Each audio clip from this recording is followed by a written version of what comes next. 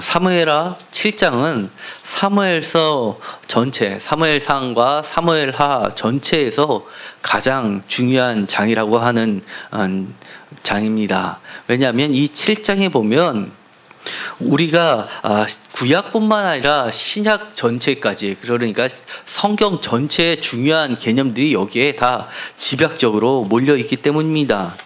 먼저 우리가 잘 알고 있는 하나님의 성전, 집이라는 13절의 말씀, 그리고 10절에 하나님의 나라와 백성이라는 개념, 그리고 목자, 8절의 목자, 그리고 8절에 주권자라는 개념과, 그리고 또 중요한 용어입니다. 14절에 나와 있는 하나님의 아들이라는 명칭과, 또 하나님의 영원하신 언약 16절에 있는 말씀, 그리고 하나님의 계시 17절에 있는 말씀들, 이 모든 것들이 바로 이 7장에 몰려있기 때문입니다.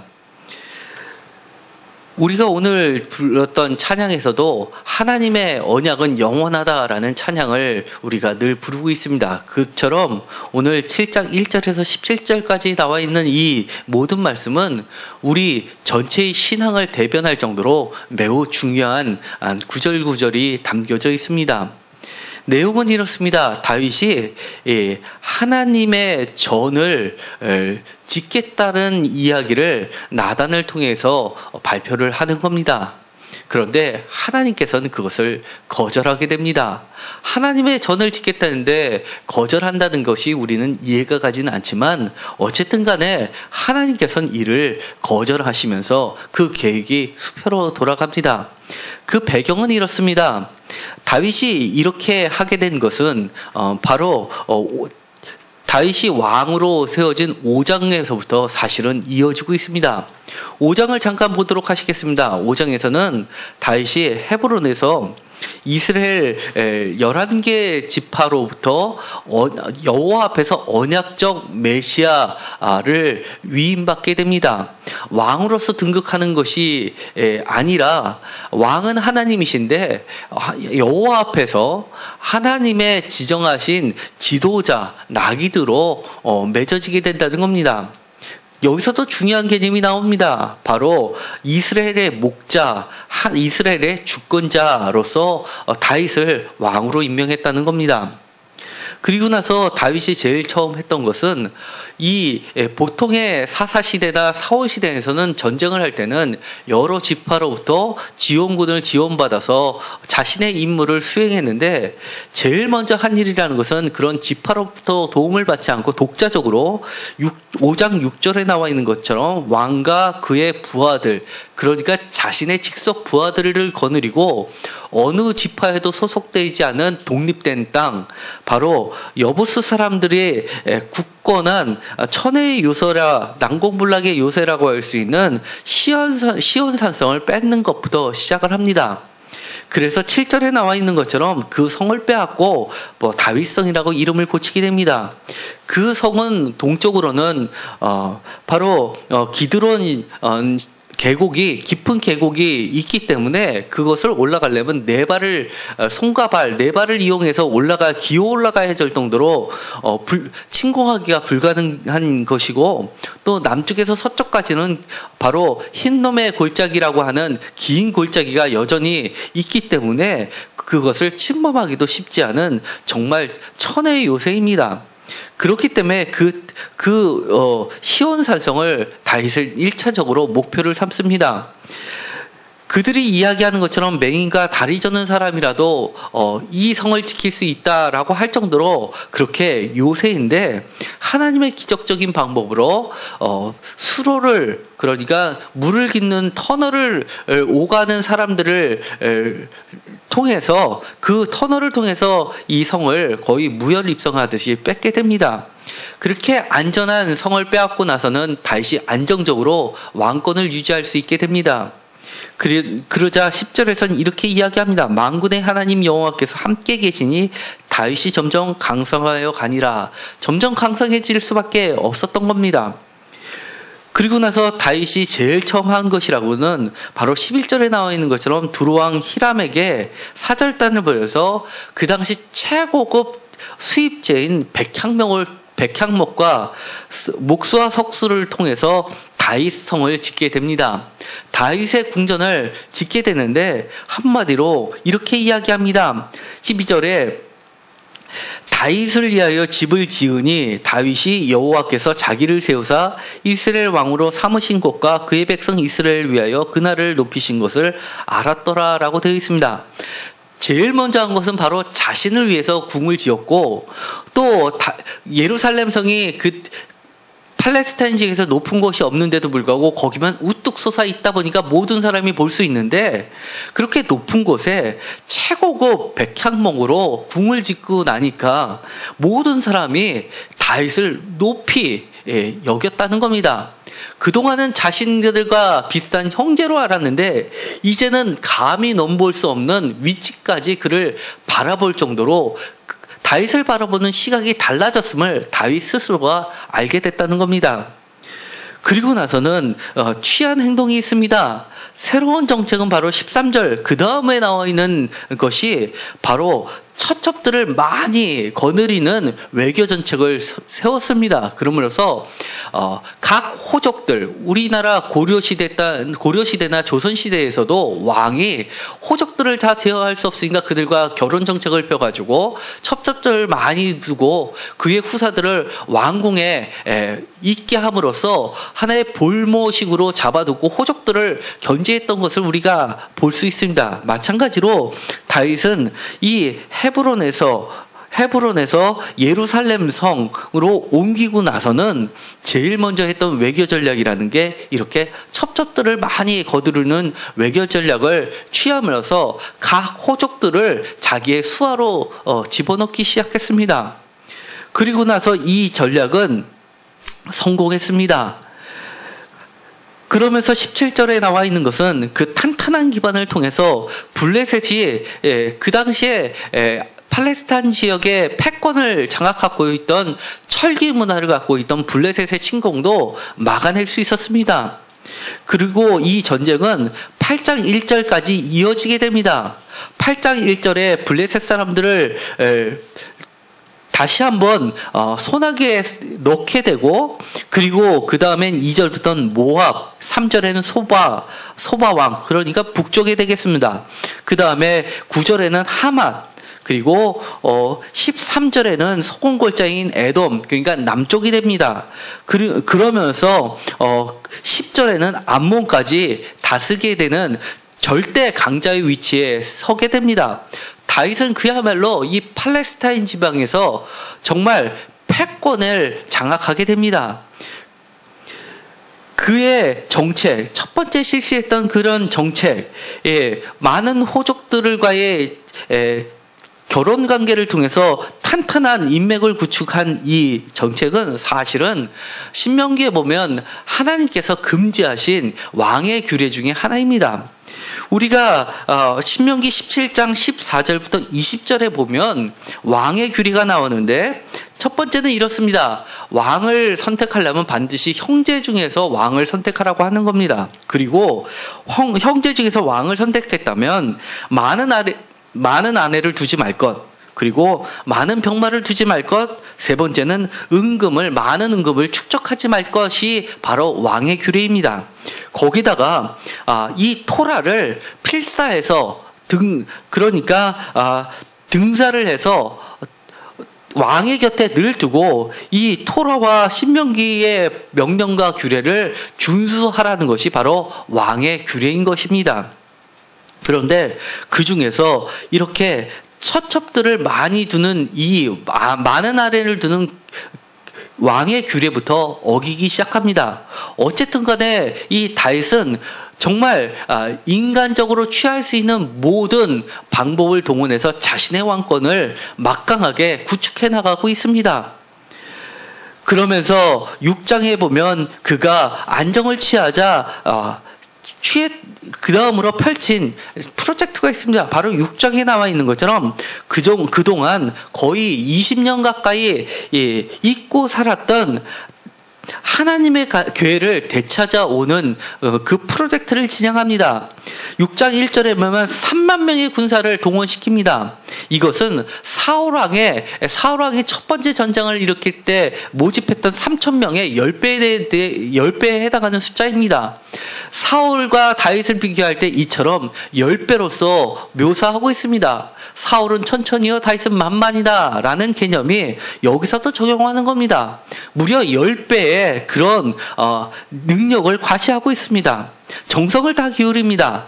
바알레 유다로 갔다고 합니다. 이 바알레 유다로 간 배경은 블레셋과의 전투에서 이 엘리 제사장의 아들들이 실로에 있는 언약궤를 가지고 전쟁에서 승리를 하려고 하는데 대패를 하게 됩니다. 그리고 그 언약궤는 빼앗기고 블레셋이 자기네들 신전으로 모시고 갑니다. 그런데 하나님께서, 만군의 하나님께서 그 우상들의 모가지를 다 끊어뜨리면서 그들을 두렵게 하십니다.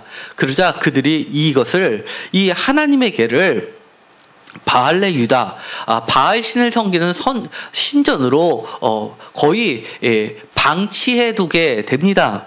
이 바알레 유다라는 것은 바로 여호수아에서 15장 9절에 보면 바알라라고 표시되어 있습니다. 그리고 기럇 여아림이라고도 명칭을 합니다.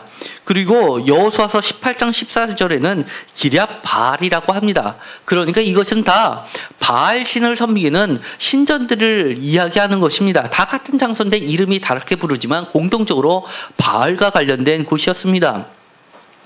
그곳에 가서 하나님의 궤를 모셔오려고 하는데 그만 안타까운 일이 발생합니다. 하나님의 궤를 붙잡으려고 했었던 바로 우사에게 하나님께서 진노를 하시사 그가 죽게 됩니다. 그래서 베레사 우사라고 합니다. 다윗의 반응은 처음에 분했다고 했습니다. 그 분함이 두려움으로 바뀌게 됩니다. 이 설교에 관련된 것은 지난 2015년 11월 22일 날 설교한 바가 있습니다. 이것을 다시 한번 참조하시기 바랍니다. 그리고 나서 그가 두려우자 그 언약궤는 더 이상 다윗성으로 오지 못하고 오벳 에돔, 그러니까 이응 비읍 디귿에서 에베드는 종을 이야기합니다. 오벳 에돔은 에돔 신을 섬기는 제사장, 종이란 뜻을 가지고 있는 집으로 가게 됩니다. 그곳에서 오벳 에돔의 집에서 모시게 되고, 그리고 하나님께서는 그 집을 복을 주시고 부유하게 됩니다. 그러자 다시 한번 다윗은 그 오벳에돔의 집에서 하나님의 궤를 모셔오는 프로젝트를 다시 한번 진행합니다. 우여곡절 끝에 성공하게 됩니다. 그리고 나선 다윗은 그것을 실로로 모시고 가는 것이 아니라 자신의 성인 다윗성에 한 지정되어 있는 장소인 바로 17절에 있는 장막 가운데 그 준비한 자리에 언약궤를 놓게 됩니다. 그러자 다윗은 너무나 기뻤습니다. 이 언약궤를 모시고 오는 장면도 그가 마치 제사장의 모습처럼 보입니다. 14절에 다윗이 베에봇 제사장의 옷을 입고 있습니다. 그리고 끝나고 나서도 제사장처럼 행동을 합니다. 그러면서 18절에 보면 백성들에게 축복합니다. 그리고 그들에게 화목제를 드리고 나서 떡 한 개와 19절에 고기 한 조각과 건포도 떡 한 덩이씩 나누어 주었다고 합니다. 선물도 두둑히 챙겨 주었습니다. 그런데 표준 세번역에 보면 건포도 떡 한 덩이씩 되어 있는데 이 건포도 떡 한 덩이가 표준 세번역에는 건포도 과자로 나와 있습니다. 이 건포도 과자는 호세아서 3장 2절에 보면 이것은 이방 신에게 드리는 제물로 소개되고 있는 겁니다. 그러니까 하나님을 섬긴다 하면서도 오벳에돔, 에돔심을 섬기는 제사장이 하나님을 극진히 잘 섬겼다라고 생각하다 보니까 그들의 방식을 어느 정도 수용하면서 이방신을 섬기는 방식대로 하나님을 달래기 시작한 겁니다. 그뿐만이 아닙니다. 오벳 에돔에서 언약궤를 모시고 올 때도 13절에 보면 이렇게 되어 있습니다.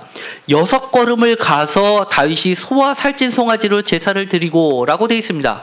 6걸음씩 가고 제사를 드리고 다시 6걸음을 가고 제사를 드리는 방식은 야훼 제사에서는 찾아볼 수 없는 독특한 방식입니다. 이 방식은 가나안 땅에서 이방 신에게 드리던 제사 방식을 그대로 가지고 온 겁니다.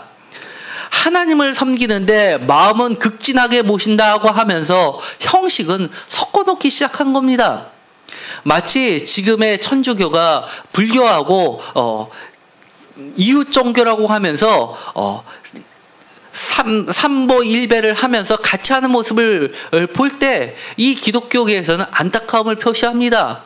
그들은 삼보일배를 하면서 불교는 부처에게 빌고 천주교는 삼보일배를 하면서 하나님께 마음으로 빌면 됐지라고 하지만 사실은 그거는 그렇지 않다는 것을 보여줍니다. 하나님을 믿는 방식은 마음도 중요하지만 하나님을 섬기는 그 방식도 하나님의 방식을 따라야 하는 것이 정확한 겁니다. 그런데도 불구하고 자신은 정성을 들였지만 하나님께서 노하셨고 에돔신을 섬기는 이방신이 잘 섬기는 걸 보니까 어쩌면 그 방식이 맞을지 않을까라고 생각해서 그 방식을 섞기 시작했습니다. 그러나 하나님이 근본적으로 이 웃사를 치신 것은 자기들 마음대로 하나님의 언약궤를 손으로 취하고 싶어하는 그 심정을 치신 것인데 그 본의를 깨닫지 못하는 다윗의 안타까운 마음을 보게 되는 겁니다. 그리고 나서 그것을 성공하고 나니까 그것도 원래의 제자리인 실로로 가는 것이 아니라 다윗성, 자기가 살고 있는 다윗성으로 하나님의 궤를 모셔온 겁니다. 그 이유는 여러 가지가 있습니다. 예루살렘 성을 맨 처음 시작한 이유도 여러 지파로부터 독립된 자신의 왕권을 수립하는 게 목적이었습니다. 이 여부스 사람들이 갖고 있는 예루살렘 성은 그야말로 유다 지파와 베냐민 지파와 그 북쪽을 대표하는 에브라임 지파의 경계선에 놓여 있는 곳입니다. 그렇기 때문에 교통의 요충지이기도 전략적 위치이기도 한 그것을 차지함으로써 어느 집회에도 휘둘리지 않는 독립적인 위치를 갖게 된 겁니다. 그런데 이 언약궤가 다시 자신의 왕권을 좌지우지 시킬 수 있는 이 언약궤가 다시금 실로로 간다고 한다면 실로의 전통적인 제사장들의 휘둘릴 수 있다는 두려움이 있었던 겁니다. 거기서도 자신은 독립해야 된다고 생각해서 사무엘도 감히 하지 못했던 일을 자기가 이루고 나니까 자신이 제사장처럼 행동하기 시작한 겁니다. 더 나아가서는 다윗의 아들들을 소개하는 데 있어서도 그와 비슷한 이야기를 보여주고 있습니다. 사무엘하 8장입니다. 사무엘하 8장에 보면 다른 땅들을 다 정복하고 15절부터 마지막 절까지 다윗이 자신의 행정 조직을 정비한 이야기가 소개되고 있습니다. 경제적으로 그리고 군사적으로 패권을 장악하고 나서 행정 조직을 개편하는데 마지막 절에 보면 이렇게 되어 있습니다. 다윗의 아들들은 대신들이 되니라 라고 18절에 기록이 되어 있습니다. 개역제정에선 대신들이라고 표현되어 있는데 어드바이저입니다. 그런데 표준세번역에서는 이렇게 번역을 하고 있습니다. 다윗의 아들들은 제사장 일을 보았다라고 번역하고 있습니다. 원어에는 이것이 코하님으로 되어 있습니다. 코하님은 코헨의 복수형입니다. 코헨은 그야말로 제사장을 나타내는 단어입니다. 다윗의 아들들을 제사장으로 삼았다는 이야기입니다. 이제는 한마디로 모든 권력을 집중시킵니다.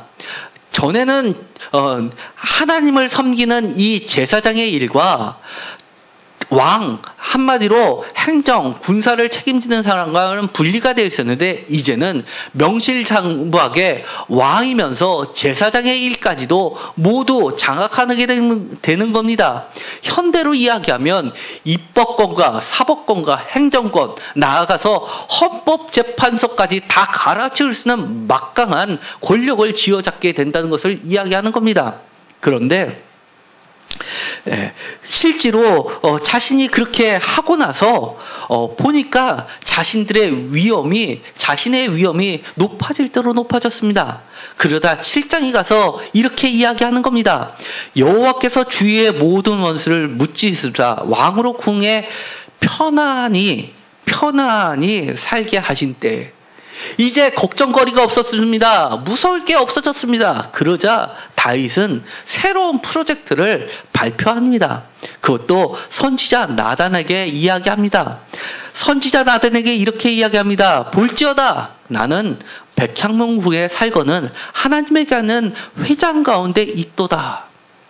자신이 다윗성을 백향명으로 짓고 나니까 사람들이 자신을 높게 하나님이 함께 계시구나라고 그런 시선으로 바라보았던 것을 다윗은 이미 경험했던 겁니다. 그러면서 자신의 궁정과 하나님의 궤를 비교하기 시작합니다. 자신 백향목으로 되어 있는 궁전 한 구석에 휘장이 하나 있는데 그 안에 하나님의 궤가 있는데 하나님의 궤가 휘장 가운데 있다 보니까 생뚱맞아 보입니다. 조화롭지 않습니다. 그리고 무엇인가 부족해 보이기 시작했다는 겁니다. 그리고 그 이야기를 선지자 나단에게 이야기합니다. 여태까지 나단은 등장하지 않았던 인물입니다. 학자들의 견해로서는 이 나단은 이 예루살렘 성을 취득하고 난 이후에 등장하는 것으로 봐서 이 나단은 예루살렘 출신의 선지자로 보고 있습니다. 또 한 사람이 있습니다. 이 나단과 짝을 이루는 사람이 바로 솔로몬 때의 대제사장을 이뤘던 사독이라는 사람입니다. 이 아비아다를 대신해서 이 사독이란 인물이 사독과 바로 나단이 솔로몬을 왕으로 등극시키는데 1등 공신을 한 사람입니다. 이 사람들이 아니었다면 솔로몬은 왕으로 쓸 수 없는 사람입니다. 그런데 이 사독이라는 사람도 사실은 이 예루살렘 출신의 사람으로 보여지게 됩니다. 전통적인 제사장들은 어디 출신이냐면 바로 실로 출신 또는 기브온 출신입니다. 그런데 그것이 예루살렘으로 바뀌게 되는 겁니다.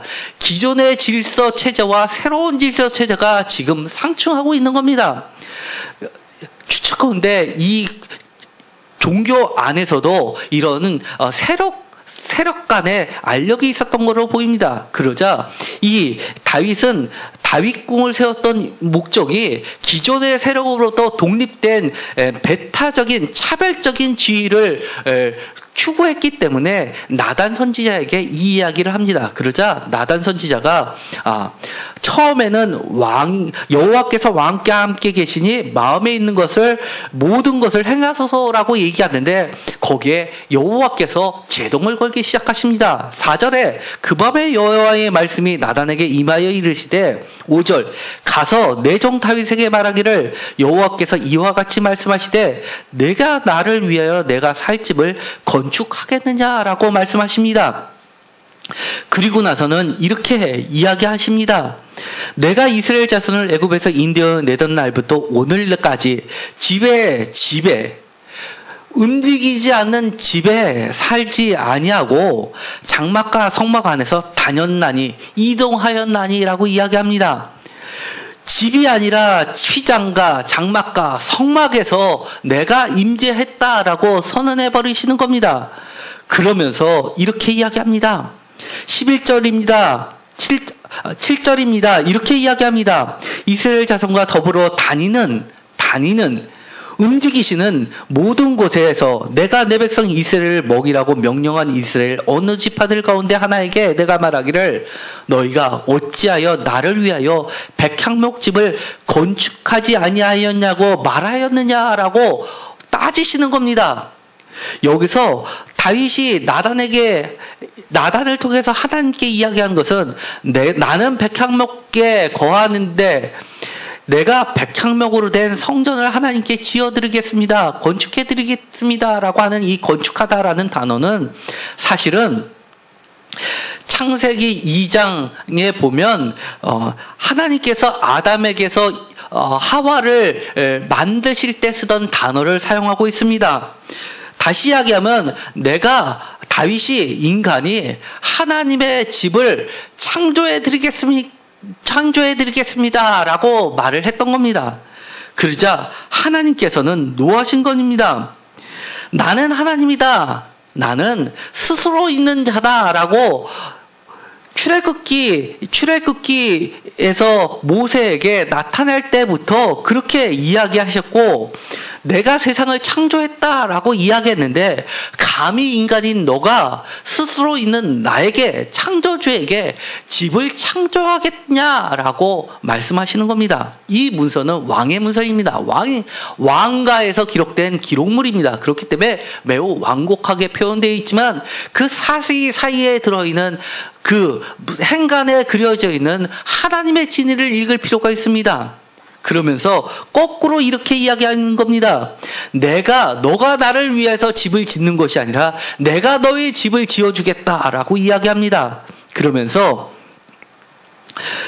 12절에 이렇게 이야기합니다. 11절에 이렇게 이야기합니다. 나 여호와가 너를 위하여 집을 짓고 라고 이야기합니다.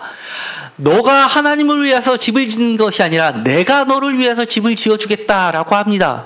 더 나아가서는 그 집이 영원한 집이 되어지겠다라고 이야기합니다. 16절입니다. 내 집과 내 나라가 내 앞에서 영원히 보존되고 내 왕위가 영원히 경고하리라 라고 이야기를 해주시는 겁니다.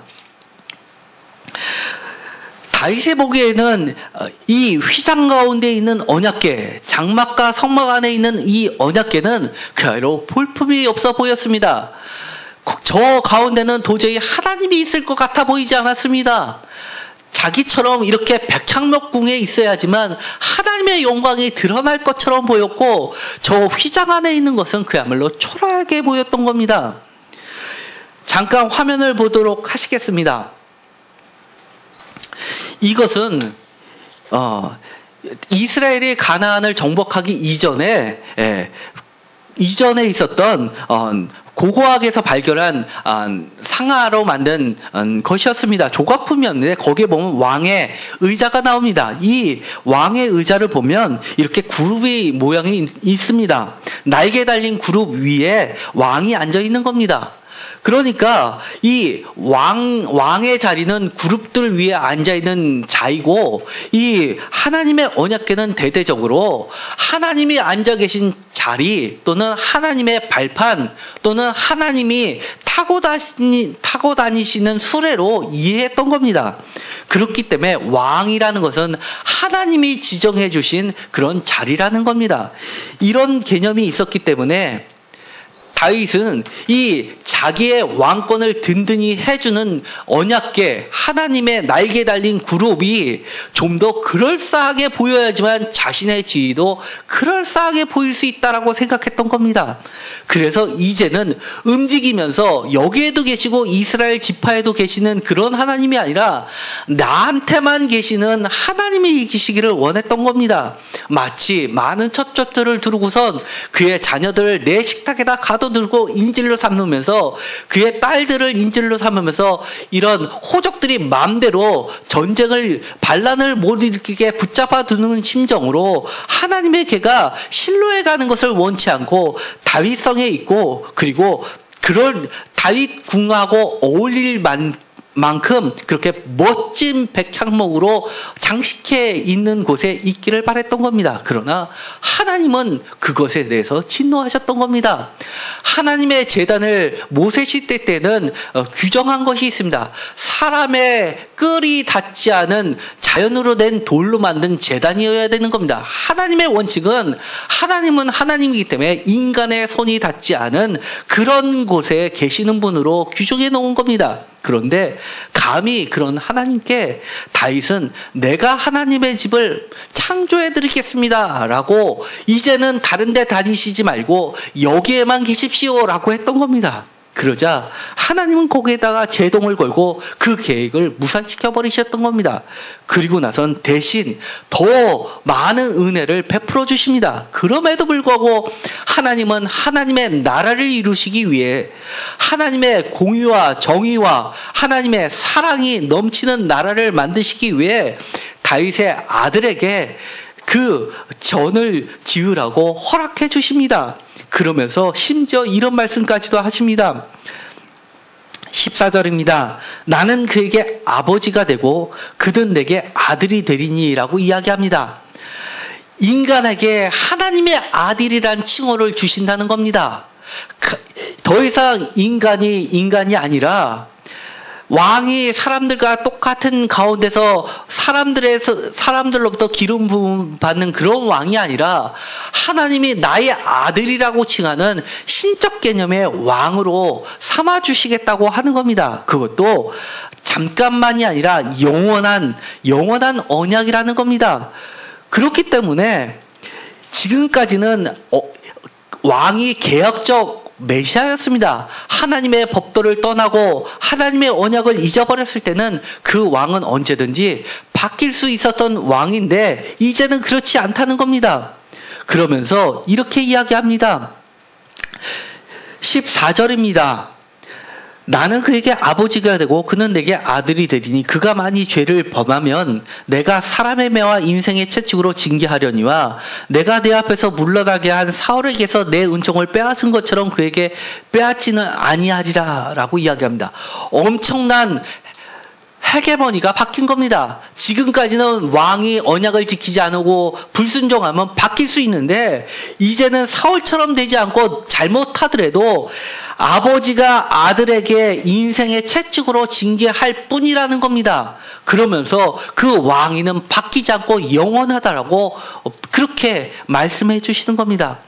이제는 다윗이 원했던 바를 어느 정도는 성취했습니다. 이제는 전도 짓게 되고 그 나라도 영원하고 더 이상 그 누구도 감히 넘을 수 없는 영원한 나라를 꿈꿀 수 있게 됐습니다. 그러나 그것이 하나님의 볼모가 아니라는 것을 명심하라는 겁니다. 이사야서 66장 1절입니다. 이 말씀은 너무나 중요한 말씀입니다. 하나님의 진리는 바로 이것입니다. 이것은 나라가 빼앗기고 나서 하나님께서 그 이스라엘을 회복시키시마 약속해 주시면서 해주셨던 말씀입니다. 여호와께서 이와 같이 말씀하시되 하늘은 나의 보좌요 땅은 나의 발판이라 너희가 나를 위하여 무슨 집을 지으랴 내가 안식할 처소가 어디냐 나 여호와가 말하나 2절입니다. 내 손이 이 모든 것을 지었으므로 그들이 생겼느니라. 무릇 마음이 가난하고 심령에 통회하고 내 말을 듣고 떠는 자 그 사람을 내가 돌보겠다라고 말씀하시는 겁니다. 너희들이 지금 망령되게 생각하고 마치 하나님을 붙잡아 놓았다고 생각하면서 드리는 이 제사는 돼지의 피와 다름이 없다라고 그렇게 말씀하시는 겁니다. 3절에 우상을 찬송함과 다름이 없다라고 이야기합니다. 그런데 이 하나님의 은혜를 영원한 언약을 맺어주시고 우리에게 인간이 아니라 하나님의 아들이라고까지 칭해 주셨고 잘못하더라도 너를 인생의 채찍으로 채찍질하면서 너를 바른 길 가게 하시겠다는 그 넓은 하나님의 헤세드 인자심을 솔로몬은 그만 오판하고 말았습니다. 열왕기상 8장에 하나님은 신실하게 그 언약을 지키시면서 솔로몬에게 성전을 허락해 주십니다. 이 열왕기상 8장은 매우 중요한 장으로서 열왕기상의 전반부의 가장 중요한 장입니다. 성전을 짓고 나서 7개의 기도문을 올립니다. 그 7개의 기도문을 올리면서 중심되는 내용이 반복되는 말이 있습니다. 열왕기상 8장 29절에 이 성전을 향하여 라고 되어 있습니다.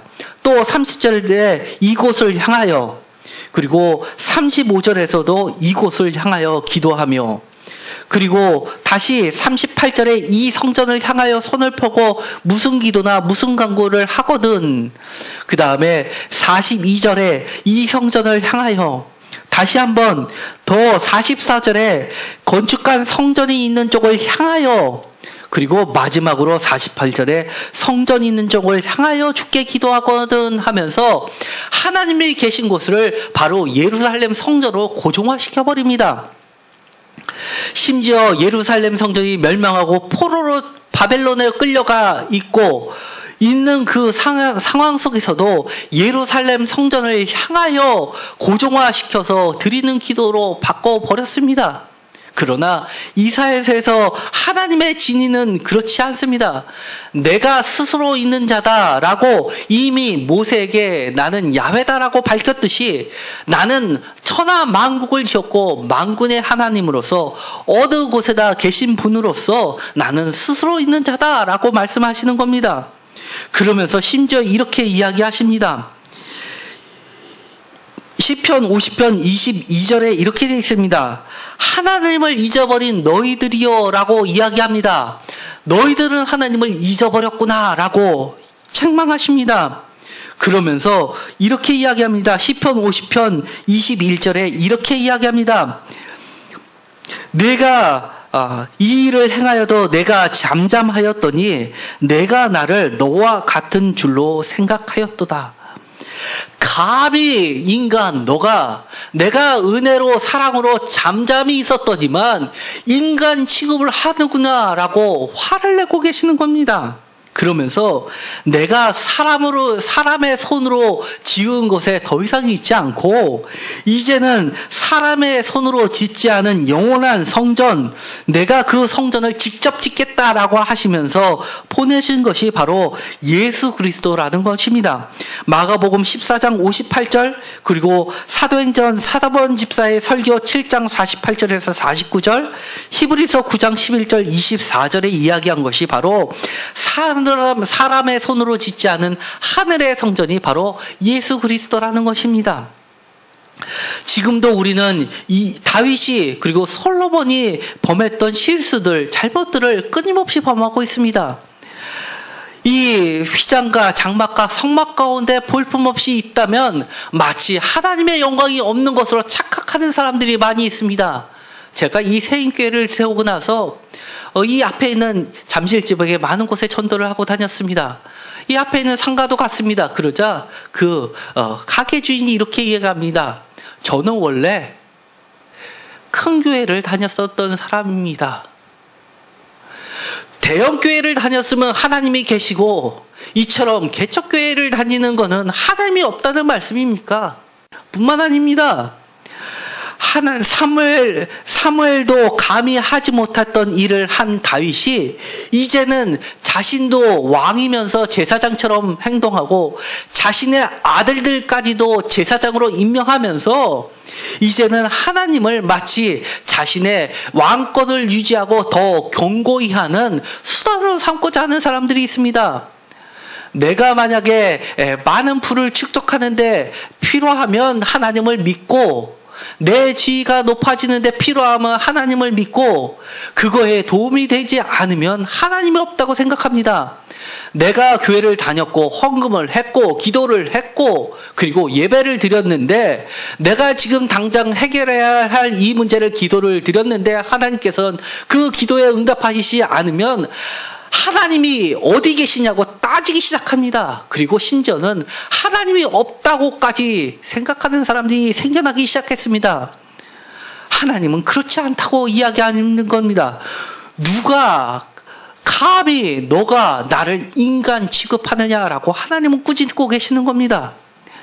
하나님은 지금도 휘장 가운데 계시며 지금도 장막과 성막 안에서 성도들 사이에 자유롭게 움직이고 계시면서 저 하늘 위에서 우리의 기도를 들어 응답하시는 분이시지 저 건축되어져 있는 저곳을 향해서 저곳에만 있는 하나님이 아니라고 이야기를 하는 겁니다. 더 이상 화려하게 장식되어 있는 곳에만 계신 그렇게 하나님의 영광이 드러나야지만 되는 것이 아니라 볼품없지만 하나님의 말씀이 있는 곳에 하나님이 인지하고 계시다고 이렇게 선언하고 계시는 겁니다. 우리가 하나님을 하나님으로 모셔야 합니다. 하나님의 말씀을 나의 뜻대로 좌지우지하는 것이 아니라 비록 내가 지금 어려움을 겪고도 비록 내 기도가 지금 당장 응답되지 않더라도 하나님의 거룩한 뜻이 있기 때문에 나를 하나님에게 맞춰야 됩니다. 하나님이 절로 갈까봐 두려워서 더 좋은 집을 더 많은 헌금을 할 테니 내 옆에만 계십시오 라고 하는 태도를 버려야 된다는 겁니다. 하나님은 하나님이요 인간은 인간이라고 하나님은 여전히 지금도 선언하고 계십니다. 그렇기 때문에 하나님은 우리의 그런 자판기 같은 신앙, 그것을 꾸짖고 계시는 겁니다. 내가 기도하면 반드시 300원을 넣으면 커피 잔이 한 잔이 나와야 되는데 왜 안 넣냐고 커피 머신을 주먹으로 치고 발로 차는 그들에게 그래도 하나님은 인자하심으로 베푸시십니다. 내가 너를 아들이라 부르마. 그리고 너가 잘못되더라도 인생의 채찍으로서 너를 훈계하마라고 영원한 언약을 맺으셨는 그 햇새들을 하나님의 자비와 은혜를 우리는 기억해야 됩니다. 그러면서 다시 한번 하나님을 하나님으로 예배드리는 그런 자리가 우리는 그 자리에 서야 될 줄 믿습니다. 영원하신 하나님, 하늘의 성전 예수 그리스도를 온전히 신령과 진정으로 예배드리는 저와 여러분 모두가 되기를 간절히 소망합니다. 기도하고 마치기로 하겠습니다. 하나님 감사합니다. 우리가 하나님을 하나님으로 모시게 하여 주옵소서. 우리의 수단이 아니라 하나님을 우리의 목적으로 삼게 하여 주시옵시고, 비록 내가 지금 당장 나의 기도대로 나의 소원대로 이루어지지 않더라도 하나님의 놀라운 인자하심을 믿고 하나님을 찬양드리게 하여 주시옵소서. 하나님의 뜻에 맞춰서 나를 맞춰 나갈 수 있게 하여 주시옵시고, 감히 인간의 생각으로 하나님을 평가하지 않게 하여 주시옵소서. 평생에 걸쳐서 하나님의 아들답게 하나님의 인자하심을 늘 경험하며 사는 자들이 되게 하여 주옵소서. 영원한 언약을 맺으신 하나님을 찬양합니다. 하나님을 하나님으로 모셔드리는 참된 저와 성도님들 모두 되게 하여 주시옵소서. 예수 그리스도의 이름으로 기도드렸습니다. 아멘.